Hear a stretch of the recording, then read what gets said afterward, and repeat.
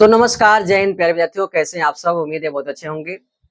हमने पिछली क्लास में जो है अभाज्य गुणनखंड विधि द्वारा एलसीएम को सीखा था। आज के क्लास में हम सीखेंगे एचसीएफ। जैसे कि आप अगर आप नहीं सीखे हैं ना तो उसका जो है लिंक जो है डिस्क्रिप्शन में दे दिया गया है, आप वहां से सीख सकते हैं। तो आइए आज हम सीखेंगे एचसीएफ। कोई दिक्कत? देखिए, मैं एक छोटा सा प्रश्न लिखता हूँ।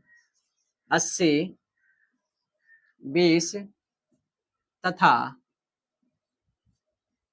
36 का एचसीएफ यानी मासा आप बोल सकते हैं, महत्तम समापवर्तक गुणनखंड विधि द्वारा ज्ञात करें।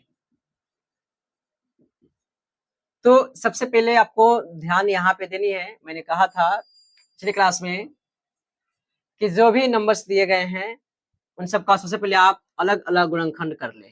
यानी 80 का गुणनखंड निकालोगे आप, 2 से यहाँ पे 40 आएगा, 2 से 20, 2 से 10 और 2 से 5। गुणनखंड भी आप जानते ही होंगे। अगर गुणनखंड नहीं जानते हो तो कभी क्लास में मैं बता दूंगा, है कि नहीं। मैंने गुणनखंड नहीं बताया हुआ है। और देखिए यहाँ पे एचसीएफ जहां तक बात है, गुणनखंड सीखना बहुत जरूरी है, ठीक है ना। देखिएगा यहीं पे मैं बता देता हूँ। देखो, कहने का मतलब है ये जो शुरू का नंबर जो है, ये सबसे पहले देखेंगे एक को छोड़ करके 21 अंक से कट रहा है, यानी 2 से कट रहा है। अब अंक कैसे कट रहा है इसको पहचानने के लिए जो है मैंने विभाज्यता का नियम भी पढ़ा चुका हुआ है। शायद आप वो क्लास नहीं किए होंगे, जाओ आप कर लो। उसके बाद से कोई भी नंबर को आप बता सकते हो कि कौन सा नंबर किस नंबर से कटने वाला है, विभाजित होने वाला है। उसको पढ़ना बहुत जरूरी है, ठीक है ना। या उसका लिंक जो है मैं डिस्क्रिप्शन में दे दूंगा, आप जो वहां से देख लेना, ठीक है ना। तो आइए,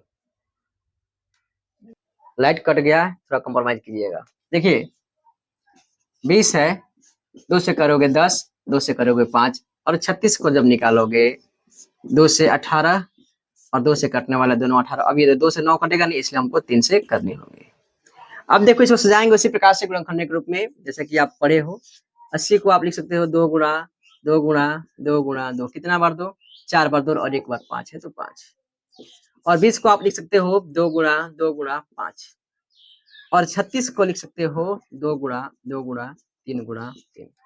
देखिए एचसीएफ में क्या करनी है, आपको कुछ नहीं करनी है। इसमें एकदम राजी बेराजी जो है तीनों में कॉमन होना चाहिए एकदम। ये वाला 2 जो है तीनों में कॉमन है तो आप इसका 2 लिख सकते हो, कोई दिक्कत तो नहीं है। अब देखो यहाँ पे एक चीज समझना जरा। यहाँ पे भी एक कॉमन है, क्या है? 2 है ना, तो एक और 2 लिख दो। क्या और सब कॉमन है इसमें? तीनों का तीनों में शामिल है? नहीं है, तो अब इसको गुणा कर दो, आपका एचसीएफ निकल करके आ जाएगा 4। कोई दिक्कत? आपने नहीं समझा? समझ गए होंगे, बिल्कुल समझ गए होंगे। ठीक है, इसको आप नोट कर सकते हैं। मिलेंगे प्यारे विद्यार्थियों अगले क्लास में। जय हिंद।